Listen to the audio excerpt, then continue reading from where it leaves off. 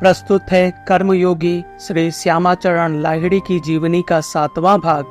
आज सुनेंगे महावतार बाबा जी से दीक्षा लेकर लाहिड़ी महाशय कैसे साधना पथ पर आगे बढ़े। एक आग्रह है, वीडियो को लाइक और शेयर तथा मेरे दोनों चैनल्स को सब्सक्राइब जरूर करें। अब आगे का प्रसंग। दीक्षा के पश्चात ही श्यामाचरण प्रत्येक दिन ऑफिस का कार्य जल्दी जल्दी पूरा करते और गुरु के पास आकर गुरु द्वारा प्रदर्शित मार्ग पर चलकर उन्होंने कठोर साधना के माध्यम से अपनी जीवन साधना आरंभ की। थोड़े ही दिनों की साधना के पश्चात पूर्व जन्म की संचित योग विभूति का विकास होने लगा और अनेक अनास्वादित आनंद एवं अज्ञात रहस्यमयता के बिंब उनके ध्यान नेत्र में उभरने लगे। वे साधना एवं गुरु प्रेम में तल्लीन हो गए। जीवन यात्रा के मार्ग में 2 दिन पूर्व जिनसे कोई परिचय नहीं था, अब वे ही श्यामाचरण के जीवन में एक नए संसार का परिचय देकर उनके घनिष्ठ आत्मीय हो गए।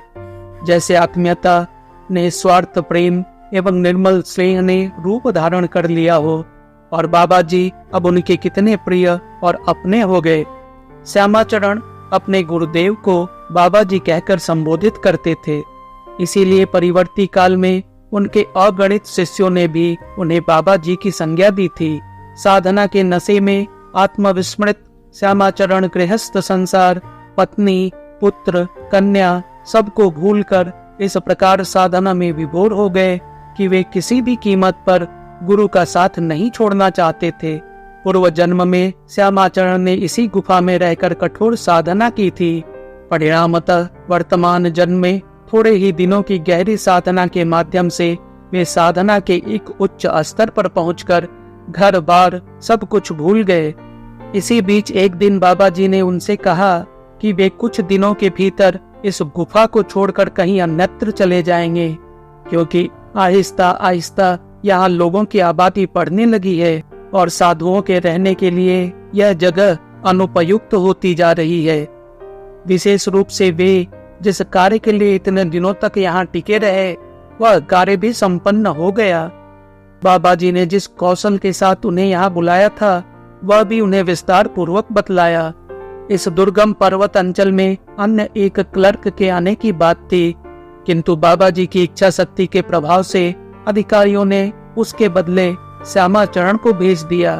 बाबा जी ने और भी बतलाया कि जिस कार्य के लिए तुम्हें यहाँ लाया गया था वह पूरा हो गया है।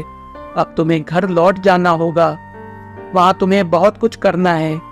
किंतु श्यामाचरण घर लौटना नहीं चाहते थे। सौभाग्य से उन्हें पुनः अपने प्रिय गुरुदेव का सानिध्य प्राप्त हुआ है। वे चाहते हैं कि शेष जीवन गुरु के सानिध्य में कठोर योग साधना में रत रहकर बिताएं। श्यामाचरण ने इस प्रकार अपनी इच्छा व्यक्त की। बाबा जी ने कहा, श्यामाचरण, ऐसा नहीं होता। तुम पूरी तरह एक गृहस्थ की हैसियत से गृहस्थाश्रम में रहकर कठोर साधना के साथ एक उज्जवल आदर्श की स्थापना करोगे। तमाम लोग तुम्हारी प्रतीक्षा में हैं। उन सभी सदगृहस्थों को तुम मुक्ति मार्ग दिखाओगे। तुम उनके प्रति प्रतिश्रुतिबद्ध हो, उसे भूलने से काम नहीं चलेगा। सांसारिक मनुष्य संसार में रहकर ही ईश्वर की साधना करना चाहता है, क्योंकि संसारी मनुष्य के जीवन में अनेकों समस्याएं हैं और उनके पास अधिक समय नहीं है। इसीलिए तुम्हें उनके जीवन में सहज सरल आडंबरहीन एवं अल्प समय में ही फलदायक इस योग साधना का मार्ग प्रशस्त करना होगा।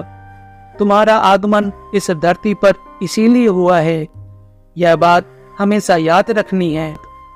श्यामाचरण ने निवेदन किया कि सांसारिक कार्य व्यस्तता के बीच कठोर साधना कैसे की जा सकेगी। ये बात उनके लिए असंभव सी प्रतीत हो रही है। उसके लिए समय कहाँ मिलेगा। बाबा जी ने कहा, नहीं श्यामाचरण, तुम गृहस्थी में जाकर देखो तो तुम्हें काफी समय मिलेगा। समयानुसार तुम्हारा स्थानांतरण काशी में हो जाएगा और तुम सुखी रहोगे। तुम स्वयं गारहस्थ जीवन में रहकर ही साधना द्वारा सिद्धि प्राप्त करोगे, तभी तुम्हारे आदर्श को सांसारिक व्यक्ति स्वीकार करेंगे। और यह भी जान लो कि संसार को कोई त्याग नहीं सकता। उससे कोई कभी अलग रह नहीं सकता। मनुष्य चाहे जहां भी रहे, संसार उसके साथ रहेगा। इसके अतिरिक्त सांसारिक लोगों ने ही इस दुनिया को इतना सुंदर बना रखा है, इतना वैभव विलास दे रखा है। इनके न होने से पृथ्वी इतनी सुंदर नहीं होती। सांसारिक जीवन के अभाव में ईश्वर की सृष्टि नष्ट हो जाती। सभी इस संसार में जन्म लेते हैं। ईश्वर की साधना केवल संसार त्यागी या विरक्त लोगों के लिए नहीं हो सकती। देखो, मैं सन्यासी होकर भी जिस पात्र के द्वारा जल पीता हूँ, वह भी संसारी व्यक्ति का ही अवदान है। दयाशील बाबा ने और भी कहा, आज संसारी मनुष्य ईश्वर साधना के बारे में अत्यंत निरुपाय है। तुम स्वयं संसार में रहकर उन्हें सही रास्ता दिखाओगे। भय की कोई बात नहीं, तुम घर लौट जाओ। यथा समय बीच बीच में तुम मुझे देख सकोगे और जब भी तुम मुझे देखना चाहोगे देख सकोगे। संसार में सदगृहस्थों की प्रतिष्ठा हो। उसके बाद बाबा जी ने पास बैठे कुछ लोगों की ओर संकेत करते हुए कहा, तुम्हें इन लोगों को दीक्षा प्रदान करनी होगी। तुम्हारे लिए ही इतने दिनों तक इन्हें रोक रखा है। श्यामाचरण ने कहा, आपके रहते हुए ये लोग मुझसे क्यों दीक्षा लेंगे? बाबा जी ने हंसकर कहा, हमारे साथ उनका कोई संबंध या लेन देन नहीं है, तुम्हारे साथ ही उनका संबंध है, इसीलिए तुम्हें ही दीक्षा देनी होगी। दीक्षा किस प्रकार दी जाती है यह उन्होंने बता दिया। उसके बाद उन लोगों को दीक्षा प्रदान की गई। इस प्रकार बाबा जी ने सहज योग साधना की विभिन्न प्रक्रियाओं और दीक्षा प्रदान करने के संबंध में श्यामाचरण को व्यवहारिक शिक्षा प्रदान की और उन्हें घर वापस भेज दिया, क्योंकि परवर्ती काल में लोक शिक्षा के लिए अथवा लोगों को मुक्ति मार्ग दिखाने के लिए यह सब उन्हें ही करना होगा।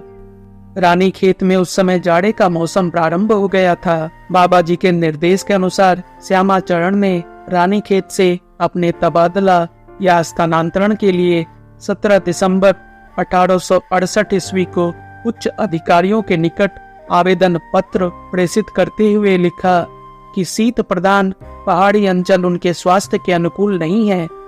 साथ ही डॉक्टर का सर्टिफिकेट भी पत्र के साथ संलग्न था। कई दिनों के भीतर ही आवेदन मंजूर कर लिया गया।